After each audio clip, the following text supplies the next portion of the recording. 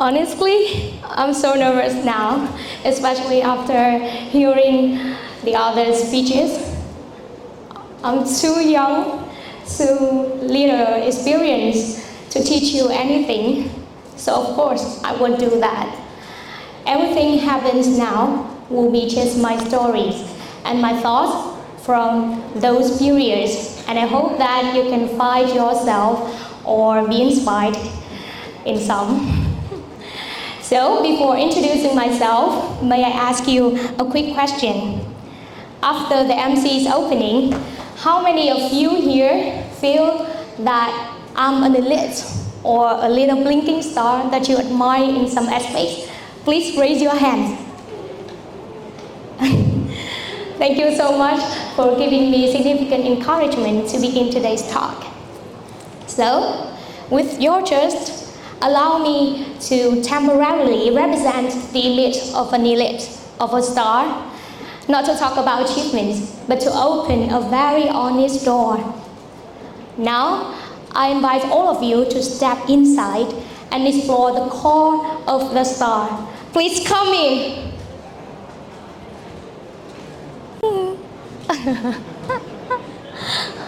Actually, the door must be open, but okay, I will continue my talk.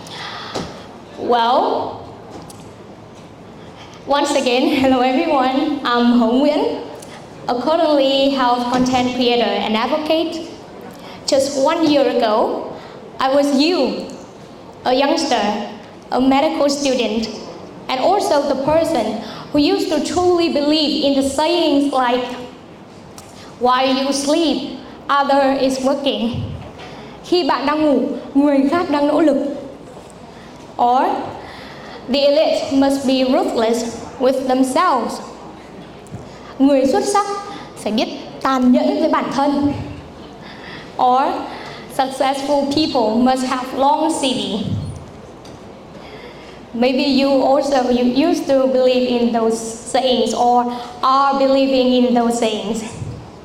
So, during my first 3 years of university, I threw myself into relentless working and every possible opportunity to build a long CV. There was time I joined 2 clubs, 4 projects, and 3 competitions all at the same time. And each of them had totally different topics. Some to improve English, some about leadership, SDGs, volunteering, and even acting or public speaking. I remember 1 week I had a club meeting, 2 deadlines, a proposal pitch, a volunteer event, and also a final exam, all packed in. My Google Calendar, a nightmare. My laptop, always in my backpack. My sleep, rare, just about 3 or 4 hours per day. My meals, mostly eaten during online meetings. I hope that you are not familiar with it. And I never saw that on my social media because I believe that excellent achievements will that truly inspire others. So I hide all of them. On my Facebook, you would only see the smiles, the photos of me receiving awards, or celebratory posts of being selected for new roles or programs. I saw them as sparks that made me brighter in others' eyes. And honestly, I was truly proud of myself for shining like a star. But deep down, that star felt cold inside. I can feel that I wasn't shining from within. I was just reflecting others. I was just borrowed others' light and chasing others' success. During the inspirational interviews I was invited to, I often avoided answering the questions like, what path do you want to pursue? Or who do you want to become? Because honestly, if I answered, I would probably say that, I want to be successful with a long list of achievements.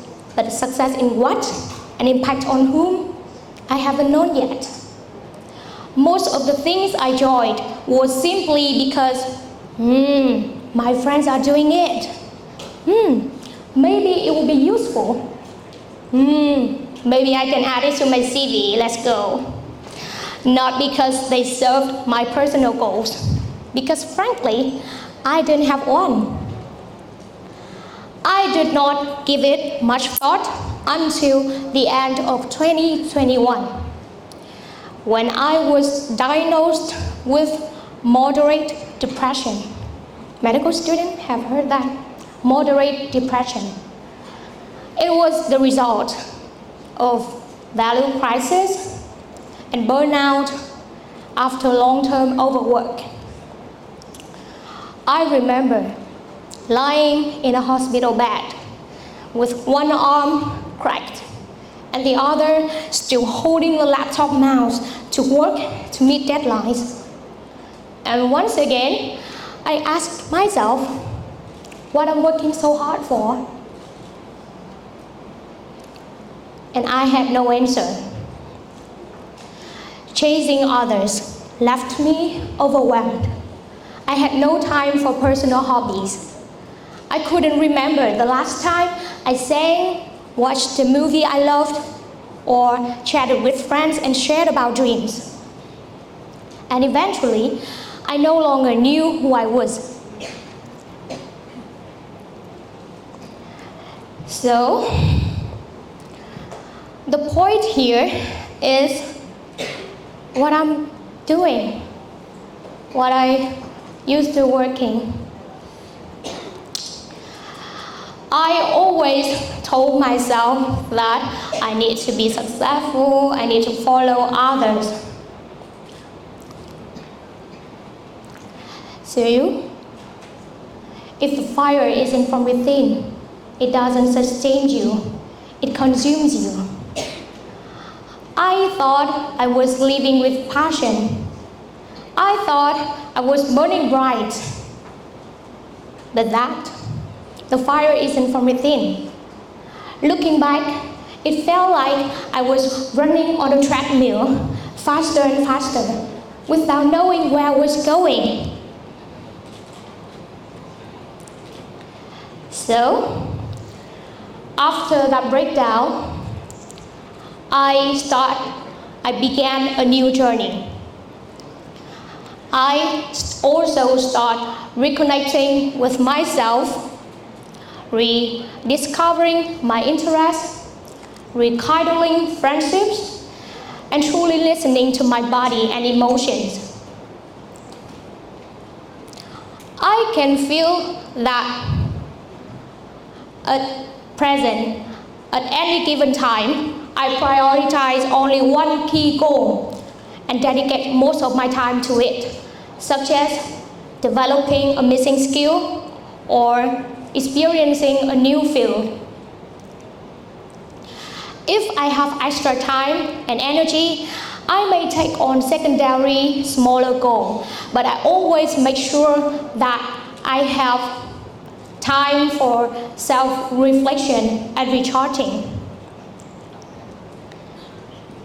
And on my social, I also pondered my future by answering the crucial question like, what path I want to take, who I want to be, and how to make plans that align with my physical and mental well-being.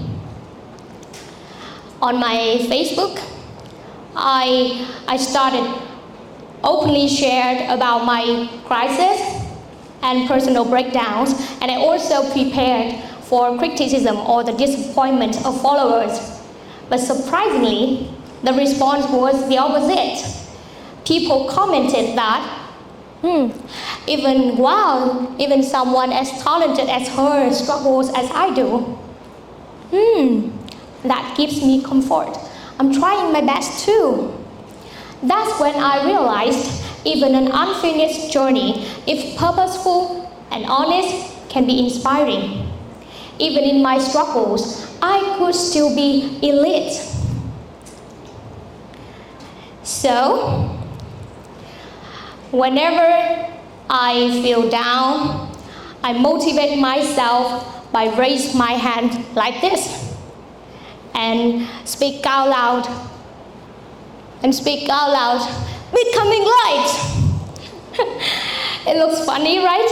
But it was my way of cheering myself on, reminding me to keep walking the path I wanted and to be the one who is shining from within.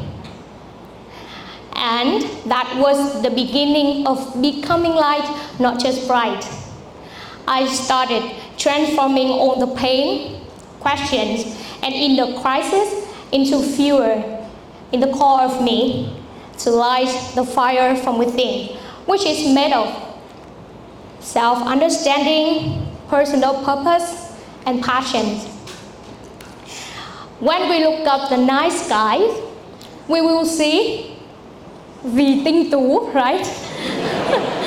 The stars, and we admire them.